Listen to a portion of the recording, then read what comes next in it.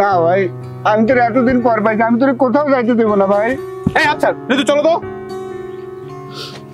এই টাকা, এই টাকার জন্য এত নাটক। চলো ঋতু, সব ধান্দাবাজ, চলো।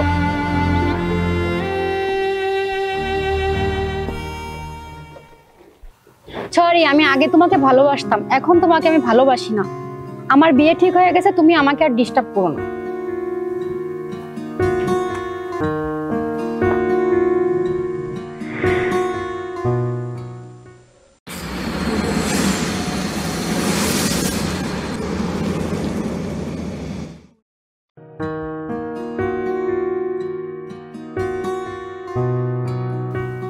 তোমার চাকরির কি খবর? এই তো আলহামদুলিল্লাহ ভালো চলতেছে। সামনে তো আমাদের ফিউচার নিয়ে একটু ভাবতে হবে। হ্যাঁ ভাববো, ভালো কিছুই হবে, ওটা নিয়ে চিন্তা করো না। চলো এখানে বসে না থেকে ওইখানে একটু চা খাই, চলো। ভালো কথা, তোমাকে কিন্তু সেই লাগতেছে। চুলটা ছেড়ে দাও না, ছেড়ে দিলে আরো সুন্দর লাগতেছে, খুবই সুন্দর। চলো বেবি, চলো চা খেয়ে আসি।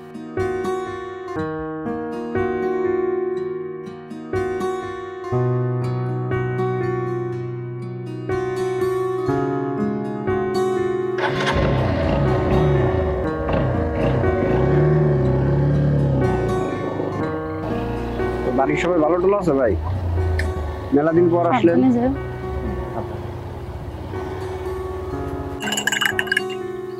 মানিক ভাই চলো।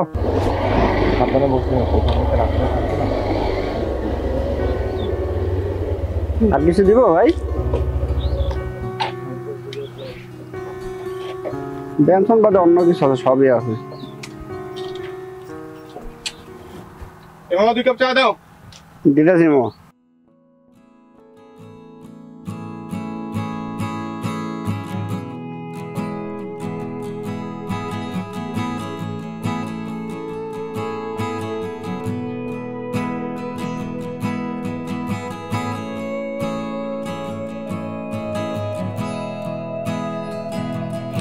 চালন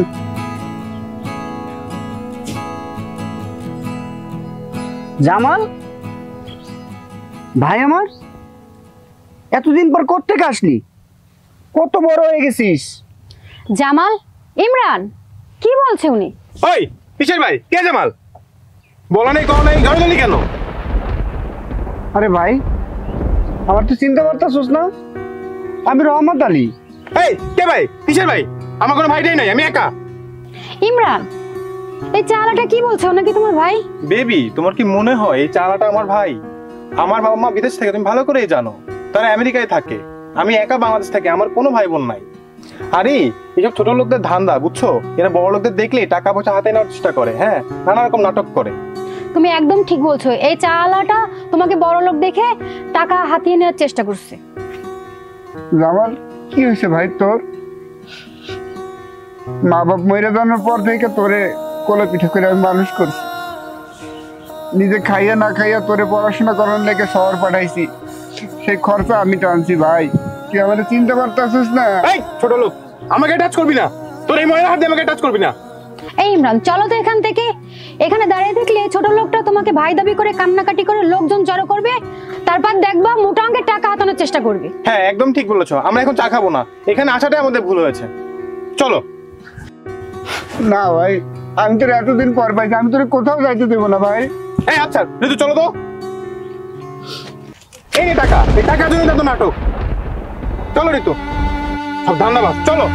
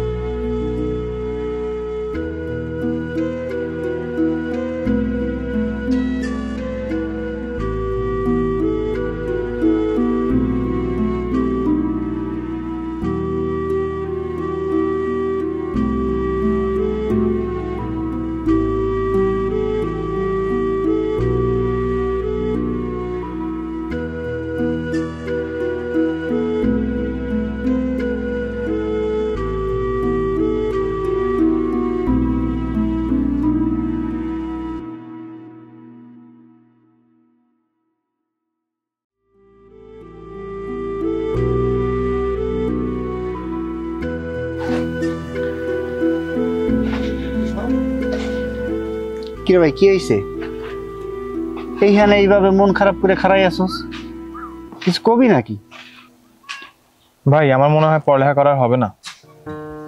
এ ভাই, তুই এগুলো কি কইতাছিস? তুই পড়াশোনা করতে পারবি না মানে? ভাই আমার কালকের মতো 10,000 টাকা দেওয়া লাগবে। যদি টাকা দিতে না পারি তাহলে কালকে আর ফাইনাল পরীক্ষা দেওয়া হবে না। 10,000 টাকা? সারাদিন চা বেচা, রাত সকালের কাম কইরা এতটা আমি কখনই পাবো? এজন্য ভাই বলতেছি আমার আর পড়ালেখা করা হবে না। এর থেকে ভালো কালকে থেকে তোমার সাথে রাত জোগালের কাজ করি। এই কথা তুই কোন সময় মুখেও আনবি না। এত কষ্ট করে চা বেচা পড়াশোনা শিখাইছি কি তোরে রাত সকালে কাম করতে? যা তুই বাসায় যা, 10,000 টাকা আমি যেমনি হোক ম্যানেজ করুন। তুমি এতগুলো টাকা দিতে পারবো তো? হ্যাঁ পারমু, আনে দরকার গা রক্ত বেচে দিম। যা তুই। আচ্ছা।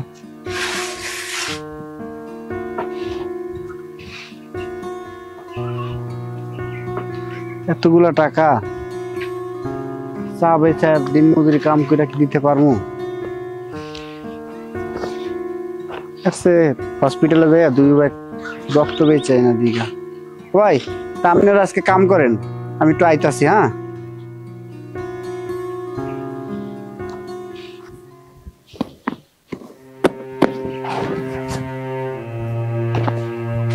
ভাই এখনো টাকা নিয়ে আসলো না, আমার মনে হয় টাকা জমা দেওয়া হবে না। এই বালে পড়ালেখা রে ভাই, কি হয়েছে? এত চেপাচেপি করতেছিস কে? এই বই দিয়ে আমি কি করবো? তুমি তো আমার জন্য 10,000 টাকা আনতে পারলা না। এখনো তো সময় শেষ হয় নাই। ল তোর 10,000 টাকা হলে যা, জলদি তুই কলেজে যা। ভাই আমি তো বিশ্বাস করতে পারতেছি না তুমি এতগুলো টাকা ম্যানেজ করলে আমার জন্য। আমার ভাই তাহার লেগে পরীক্ষা দিতে পারবে না, এটা আমি বড় ভাই হইয়া কেমনে মাইনে নিব? আমি তো একবারে আশাই ছেড়ে দিছিলাম। তুমি সারা রাত কোথায় ছিলা? আমি যদি এখন আমার বাইরে কই আমি হারা রাত এখানে আসছিলাম, আমার শরীর থেকে 2 ব্যাগ রক্ত দিছি, কথাটা শুনলে ভাই মনে কষ্ট হইতে পারে। থাক, কখনের দরকার নেই। সারা জায়গায় কাম করতে করতে দেরি হয়ে গেছে, এই লেগে রাইতে পারি নাই। যা তুই কলেজে যা, তো দেরি হয়ে যেতেছে। ভাই আরে পাগল হইছে। তোমার এই ঋণ কোনোদিন শোধ করতে পারবো না। আমি তোমাকে আর কোনোদিন চা বিক্রি করতে দিব না, আর জোগাড়ের কাজও করতে দিব না। যেদিন আমি বড় চাকরি পাবো সেদিন আমি চাকরি করব, আর তুমি পায়ের উপর পা তুলে থাকবা, আরাম করবা। এই দিনটা তো দেখার লাগে অপেক্ষা করতেছি। যা তুই কলেজে যা। উফ, শরীর দেখা 2 ব্যাগ রক্ত দিয়ে ক্লান্ত লাগতেছে খুব। যাই ঘরে যাই, একটু রেস্ট করি।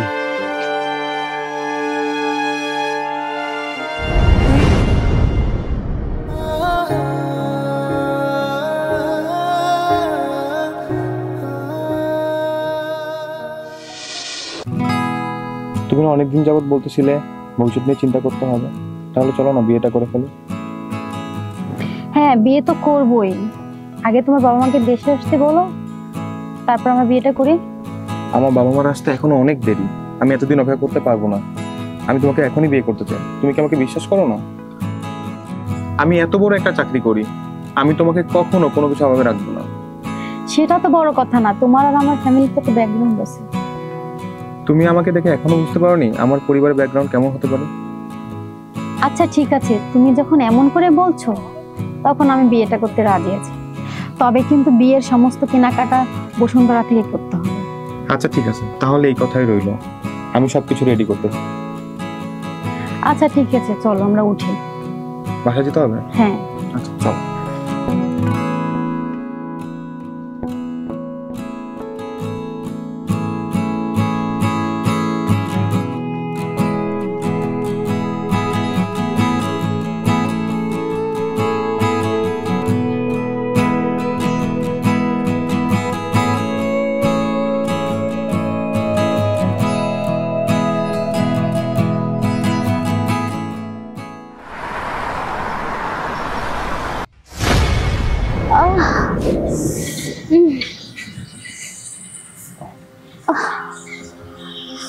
ইমরান, ইমরান,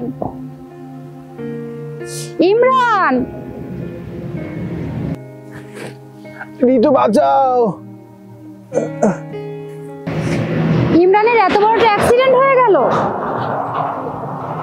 এখন থানা থেকে পুলিশ আসবে, অনেক জিজ্ঞাসাবাদ করবে।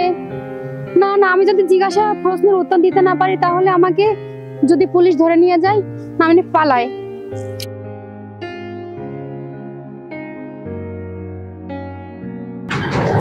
আমাকে ডক্টরের কাছে নিয়ে চলো ঋতু, বাঁচাও বাঁচাও ঋতু, বাঁচাও ঋতু, আমাকে ডক্টরের কাছে নিয়ে চলো ঋতু।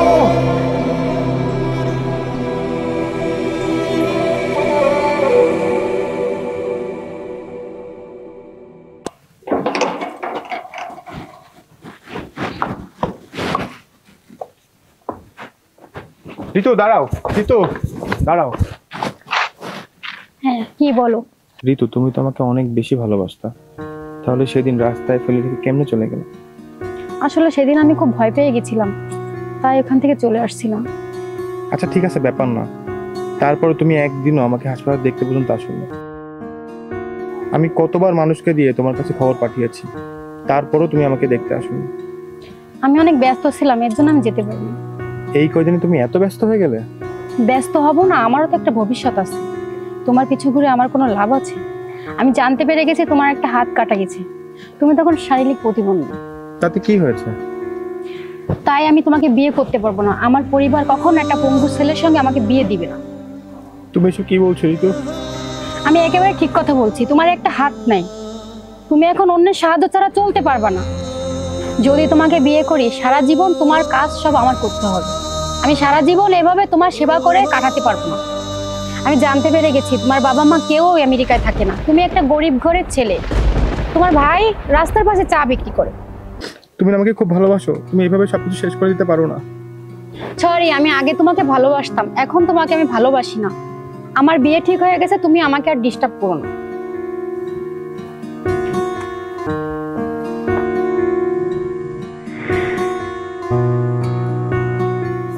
এতদিন আমি কার জন্য কি করলাম?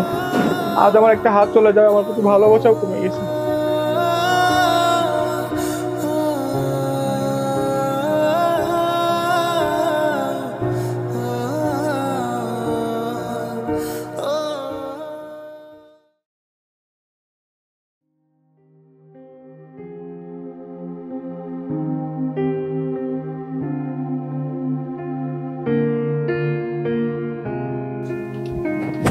ভাই, আমার কিছু খাইতে দিবেন?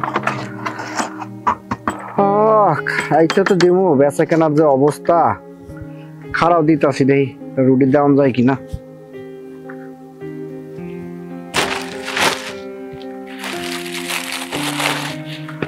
হ্যালো,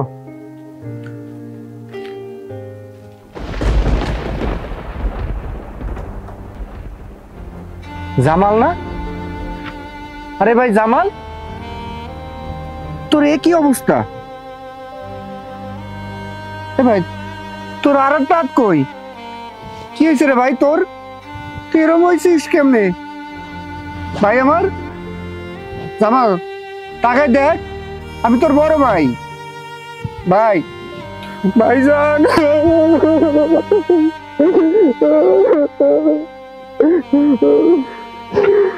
তোর এই অবস্থা কেন ভাই আমার? ভাইজান, তোমার সাথে যে অন্যায় করছে আল্লাহ তার শাস্তি আমার দিয়েছে ভাইজান। আর যে ভালোবাসার জন্য ভাইজান তোমার ভালোবাসা অধিকার করছি ভাইজান, যে ভালোবাসার মানুষ আমার ছেড়ে চলে গেছে ভাইজান।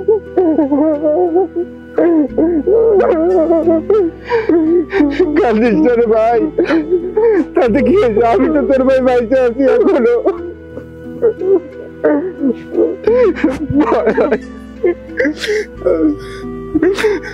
কেটা কইছে রে বোকা? তোর কেউ নাই, তোর এই ভাই আছে।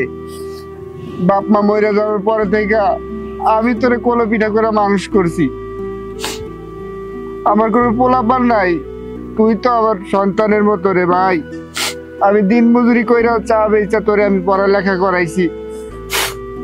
তুই আমার যতই কষ্ট দিস না কেন, তুই তো আমার সন্তানের মতো, তুই আমার ভাই।